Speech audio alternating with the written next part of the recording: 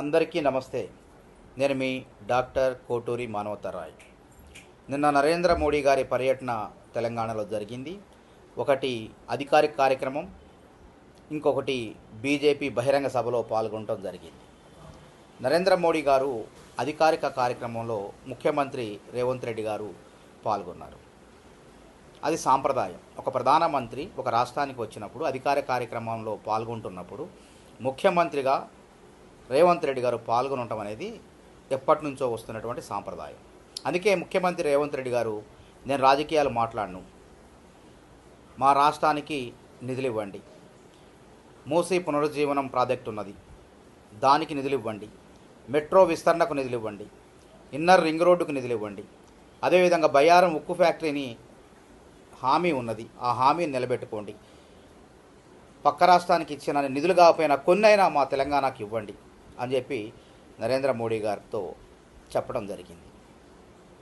అదేవిధంగా నరేంద్ర మోడీ గారు గుజరాత్ ముఖ్యమంత్రిగా ఉన్నప్పుడు మన్మోహన్ సింగ్ ప్రధానమంత్రిగా ఉన్నారు. గుజరాత్ మోడల్ అభివృద్ధి అంటే గుజరాత్ను ఏ విధంగా ఆ రోజు అభివృద్ధి చేస్తుంటే మన్మోహన్ సింగ్ గారు ప్రధానమంత్రిగా ఆ రోజు సహకరించడం జరిగింది.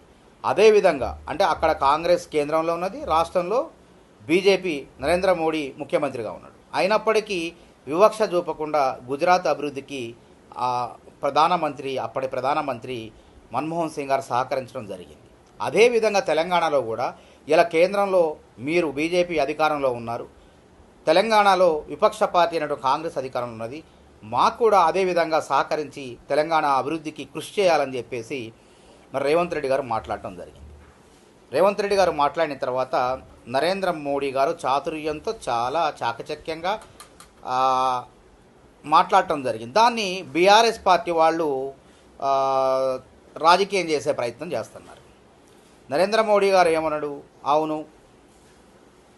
మీకు నిధులిస్తాం, మాతో కలిసి పనిచేయండి అని ఒక మాట అన్నారు. అంతే తప్ప రేవంత్ రెడ్డి గారిని వచ్చి బీజేపీ పార్టీలో చేరమని అర్థం కాదు. అయినప్పుడు సరే, ఎవరు ఏమైనప్పటికీ నరేంద్ర మోడీ గారు ఏ విధంగా అన్నా సరే, రేవంత్ రెడ్డి గారుని ఇంకో మాట కూడా అన్నారు నరేంద్ర మోడీ గారు, మీ లక్ష్యాన్ని చేరుస్తా, మీరు అనుకున్నటువంటి కోరికను తీరుస్తా అన్నారు. ఇంకా రేవంత్ రెడ్డి గారికి ఏం కోరికలు ఉంటాయి?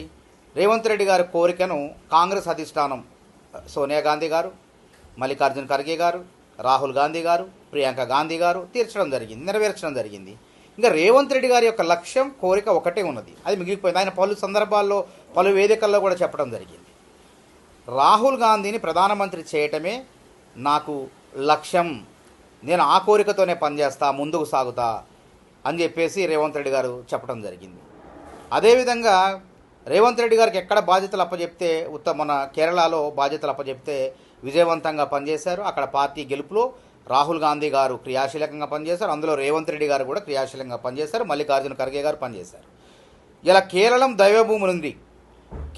దైవభూమి నుండి కాంగ్రెస్ పార్టీ జయత్రయాత్ర ప్రారంభించింది. ఈ జయత్రయాత్ర మరో దైవభూమి కేదార్నాథ్ వరకు కొనసాగే అవకాశం ఉంది, కొనసాగుతుంది. ఈ జయత్రయాత్రలో బీజేపీ పార్టీ కొట్టుకుపోవటం ఖాయం. కాబట్టి వచ్చేది కేంద్రంలో కాంగ్రెస్ ప్రభుత్వమే, రాష్ట్రంలో మళ్ళీ కాంగ్రెస్ ప్రభుత్వమే ఉండాలి అని చెప్పి ప్రజలు కోరుకుంటున్నారు. పశ్చిమ బెంగాల్లో అధికారంలోకి వచ్చినాం, మాకు తిరుగులేదు, తెలంగాణలోకి వస్తామంటే పప్పులు ఉడకవు. పశ్చిమ బెంగాల్లో అధికారం రావటం అంటే దేశంలో మీరు అధికారం కోల్పోతున్నారనేటువంటి సంకేతాలు స్పష్టంగా కనపడుతున్నాయి. ఎందుకు కనపడుతున్నాయి? 2018 ఎన్నికల్లో మీరు పోటీ చేశారు, 303 స్థానాలు మీకు రావటం జరిగింది. అదేవిధంగా 2024 ఎన్నికల్లో, పార్లమెంట్ ఎన్నికల్లో మీరు పోటీ చేశారు, 400 స్థానాలు వస్తాయని చెప్పారు. 400 స్థానాలు రాలేదు కదా, 240 స్థానాలకే పరిమితమయ్యారు. అదేవిధంగా ఇలా తెలుగుదేశం పార్టీ, నితీష్ కుమార్ పార్టీ మీకు లేకపోతే ఇలా మీ ప్రభుత్వం సంకీర్ణ ప్రభుత్వం కేంద్రంలో ఉండేదే కాదు. కాబట్టి మీ గ్రాఫ్ అనేది పడిపోతుంది. రాహుల్ గాంధీ కాంగ్రెస్ పార్టీ గ్రాఫ్ పెరుగుతుంది. 2014లో కాంగ్రెస్కు లోక్సభలో 42-45 సీట్లు వచ్చినాయి. అదేవిధంగా 2018లో 52-55 సీట్లు వచ్చినాయి. ఇవాళ 2024లో 100 సీట్లు ఉన్నటువంటి అతిపెద్ద పార్టీ, ఏకైక పార్టీ దేశంలో కాంగ్రెస్ పార్టీ. అంతేకాదు ఈ 240 స్థానాల్లో పైచిలుకు స్థానాల్లో మిమ్మల్ని ఢీకొట్టిన పార్టీ కాంగ్రెస్ పార్టీ. కాబట్టి వచ్చేది కేంద్రంలో కాంగ్రెస్, రాష్ట్రంలో మరొకసారి కాంగ్రెస్ ఉంటుంది. బీజేపీ అనేది గద్దె దిగే పార్టీ, బీజేపీ ఓడిపోయే పార్టీ అనేది స్పష్టంగా నిన్న రాహుల్ గాంధీ గారు స్పష్టంగా చెప్పడం జరిగింది. బీజేపీని ఓడించేది కాంగ్రెస్ పార్టీ అని చెప్పి రాహుల్ గాంధీ గారు చెప్పడం జరిగింది. కాబట్టి మీరు ఏ విధంగా మాట్లాడతారు నరేంద్ర మోడీ గారు? ఇలా మీరు తెలంగాణకు వచ్చి తెలంగాణకు నిధులు ఇస్తారని అనుకున్నాం, కానీ ఇలా దేశాన్ని భయపెట్టారు. దేశం పైన పిడుగులు వేసి ఇలా తెలంగాణ నుంచి మరి మీరు ఢిల్లీ వెళ్ళిపోయారు. భయపెట్టారు, భయభ్రాంతులకు గురి చేశారు. మంచి నూనె కొనొద్దు, మంచి నూనె వాడొద్దు, పెట్రోల్ వాడొద్దు, అదే బంగారం కొనొద్దు, పెళ్ళిళ్ళు చేసుకోవద్దు, పెళ్ళిళ్ళలో బంగారం వాడొద్దు అని చెప్పి శుభకార్యాలు చేసుకోవద్దు అని చెప్పేసి అశుభం పలికిపోయారు. ఇలా మీకు వ్యూహం లేదు. విదేశీ వ్యవహారాల్లో మీరు విఫలమైపోయారు, విదేశీ వాణిజ్యంలో విఫలమైపోయారు. అదేవిధంగా పాకిస్తాన్ విషయంలో అమెరికాకు మొన్న జరిగినటువంటి ఆపరేషన్ సింధూర్లో అమెరికాకు ఇలా భారతదేశం యొక్క ఆత్మగౌరవాన్ని మీరు తాకట్టు పెట్టడం జరిగింది. దేశ యువత ఆలోచిస్తుంది, ఇట్లాంటి నాయకుడు మనం కోరుకున్నది, ఇట్లాంటి పిరికి పందన నరేంద్ర మోడీ అని చెప్పి ఆలోచిస్తుంది. అట్లాంటి తరుణంలో మీరు ఎట్లా మళ్ళీ ఒకసారి అధికారంలోకి వస్తారు తెలంగాణలో కానీ దేశంలో కానీ? అయినా మమతా బెనర్జీ గారిని 3 సార్లు ముఖ్యమంత్రిగా గెలిపించారు ప్రజలు, 4వసారి మార్పు కోరుకున్నారు. పినరయ్ విజయ్ గారిని 2 సార్లు గెలిపించారు కేరళలో, మరి 3వసారి కాంగ్రెస్ పార్టీకి అధికారం ఇచ్చారు. అదేవిధంగా తెలంగాణలో కాంగ్రెస్ పార్టీకి మళ్ళీ అవకాశం ఇస్తారు, అవసరమైతే ఇక్కడ చేసిన అభివృద్ధి కార్యక్రమాలు చూసి మరొకసారి కూడా అవకాశం ఇస్తారు. ఇలా 3 సార్లు మీరు ప్రధానమంత్రిగా ప్రమాణ స్వీకారం చేసి 3వసారి ప్రధానిగా కొనసాగుతున్నారు. తప్పకుండా ప్రజలు మిమ్మల్ని మారుస్తారు. ప్రజలు చాలా విఘ్నులు, ఎప్పుడూ అధికారం ఎవరికి శాశ్వతంగా ఉంచరు, దక్కనియరు.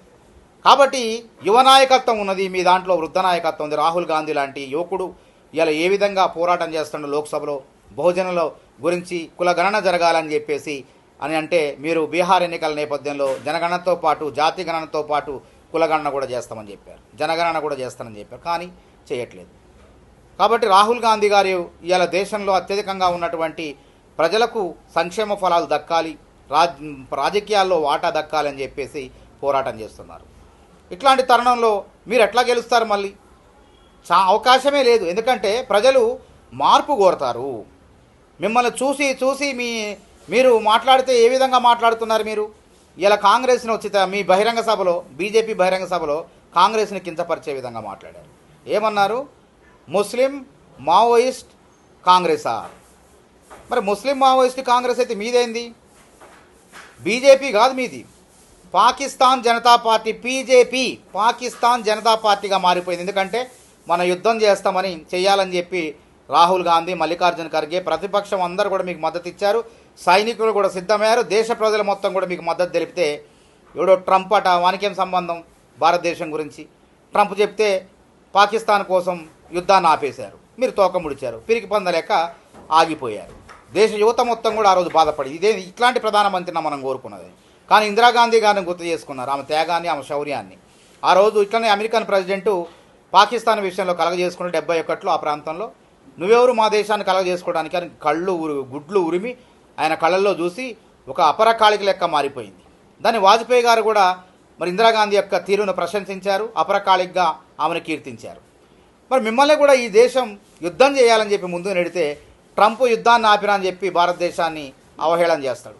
ఇలా భారతదేశం యొక్క ఆత్మగౌరవాన్ని ట్రంప్ పలు దఫాలుగా కించపరుస్తుంటే మీరు ట్రంప్కు బానిసగా వ్యవహరిస్తున్నారనేది దేశ యువతలో ఉన్న ఆలోచన. అదేవిధంగా ఇలా ట్రంప్ ఎవరు అసలు భారతదేశానికి? ఆయన ప్రధానమంత్రి, అమెరికా అధ్యక్షుడు. కానీ భారతదేశాన్ని ఆయన చెప్పు చేతల్లో మీరు ఆయన చేతిలో కీలుబొమ్మ లెక్క ఎందుకున్నారు? ట్రంప్ ఎక్కడ చమురు కొనమంటే అక్కడ మనం చమురు కొనాలా? ఇది ఎక్కడ దారుణం? మనం రష్యా నుంచి సాంప్రదాయబద్ధంగా ఎప్పటి నుంచో తక్కువ ధరకు భారతదేశానికి 78,000 కోట్లు మిగిలే విధంగా రష్యా నుంచి చమురు కొనుగోలు చేస్తుంటే ట్రంప్ రష్యా నుంచి కొనుగోలు చేయడానికి వీల్లేదు, మీరు వెనిజులా లేదా బ్రెజిల్ నుంచి కొనుగోలు చేయాల్సిందే అని చెప్తే ఇవాళ మన పైన భారతదేశం పైన 78,000 కోట్ల పైసలకు భారం పడుతుంది. ఆ భారం మీ వల్ల కాదా? పశ్చిమాసియాలో యుద్ధం జరుగుతుంటే మీకు విదేశీ వాణిజ్యం మీరు విఫలమైపోయి, విదేశీ వ్యవహారాల్లో విఫలమైపోయి ఇలా భారత ప్రజల్ని పరగడుపున ఉండాలి, నూనె వాడొద్దు, బంగారం కొనొద్దు, అదేవిధంగా పెట్రోల్ వాడొద్దు, డీజిల్ వాడొద్దు, మెట్రోలో పోండి, రైళ్ళు ఎక్కండి అని చెప్పడం ఎంతవరకు సబబు? మీకు ముందస్తు వ్యూహాలు ఉండవా? పశ్చిమాసియాలో యుద్ధం జరిగేటప్పుడే ముందు చూపుతో మీరు పయనించినట్లయితే ఈ నిన్న దేశాన్ని భయపెట్టినట్టు తెలంగాణ వచ్చి దేశాన్ని భయపెట్టినట్టు భయపెట్టేవాళ్ళు కాదు. కాబట్టి మీకు ముందు చూపు లేదు. మీలో ఆర్థికవేత్తలు లేరు. బాగా ఉద్రేకాలు రెచ్చగొట్టే ఉద్రేకవేత్తలే ఉన్నారని చెప్పేసి స్పష్టమవుతుంది. మరి కాంగ్రెస్లో ఆర్థికవేత్తలు ఉన్నారు. కాంగ్రెస్లో మన్మోహన్ సింగ్, పివి నరసింహారావు, అదేవిధంగా మరి చిదంబరం, రాష్ట్రంలో మొన్నటి వరకు రోషయ్య గారు చాణక్యుడు లెక్క ఇలా ఆర్థిక మంత్రిగా ఇలా రాష్ట్రాన్ని ప్రగతి పదంలో ముమ్మడి రాష్ట్రాన్ని కానివ్వండి, అదేవిధంగా దేశాన్ని కానీ ప్రగతి పదంలో నడపడానికి దోహదపడిన వ్యక్తులు వీళ్ళంతా. ఎంతకీ మీరు సానుభూతితోనో లేకుంటే రెచ్చగొట్టో విద్వేషాలు రెచ్చగొట్టో అధికారం మాదే అని చెప్తారు. కానీ దానివల్ల పేద ప్రజల కడుపు నిండదు. మేము హిందువులమే, మేము రాముడిని గొలుస్తాం, అందరినీ గొలుస్తాం, సర్వ మతాలను కూడా గౌరవిస్తాం, ఎవరిని కించపరచం. అది భారతదేశంలో భిన్నత్వంలో ఏకత్వాన్ని కాపాడతాం. కాబట్టి మీ లెక్క రెచ్చగొట్టి ఉపన్యాసాలు ఇచ్చి అధికారంలోకి రావాలని కోరుకోం. కాబట్టి మీకు ఒకటే విషయం తెలియజేస్తున్నా, మీరు రేవంత్ రెడ్డి గారిని యాడికో దిశపోతానంటున్నారు. రేవంత్ రెడ్డి గారి లక్ష్యం నెరవేర్చే విధంగా నేను కృషి చేస్తున్నాను. అవసరం లేదండి, మీ అవసరం లేదు. రేవంత్ రెడ్డి గారి ముఖ్యమంత్రి లక్ష్యాన్ని కాంగ్రెస్ అధిష్టానమే, సోనియా గాంధీ గారు, రాహుల్ గాంధీ గారు నెరవేర్చారు. అదేవిధంగా మల్లికార్జున ఖర్గే గారు నెరవేర్చారు, కేసీ వేణుగోపాల్ గారు నెరవేర్చారు, ప్రియాంక గాంధీ గారు నెరవేర్చారు. మీరు ఎక్కడికి రేవంత్ రెడ్డి గారికి లక్ష్యాలే లేవు. రేవంత్ రెడ్డి గారికి ఉన్నది ఒకటే లక్ష్యం, రాహుల్ గాంధీని ప్రధానమంత్రిని చేయటం. కాబట్టి ఆలోచన చేయండి. ఇలా మీరు పార్టీ ఏ విధంగా భారతీయ జనతా పార్టీ ట్రంప్ జనతా పార్టీగా, పాకిస్తాన్ జనతా పార్టీగా మారుతుందో అట్లా మారకుండా స్వదేశీ ఆత్మగౌరవంతో దేశ ప్రజలు తలెత్తుకునేలా మీరు పరిపాలించండి. మీకు అవకాశం ఇచ్చారు, మరోసారి మీకు అవకాశం ఇయ్యరని తెలియజేస్తూ ముగిస్తున్నా. నమస్తే.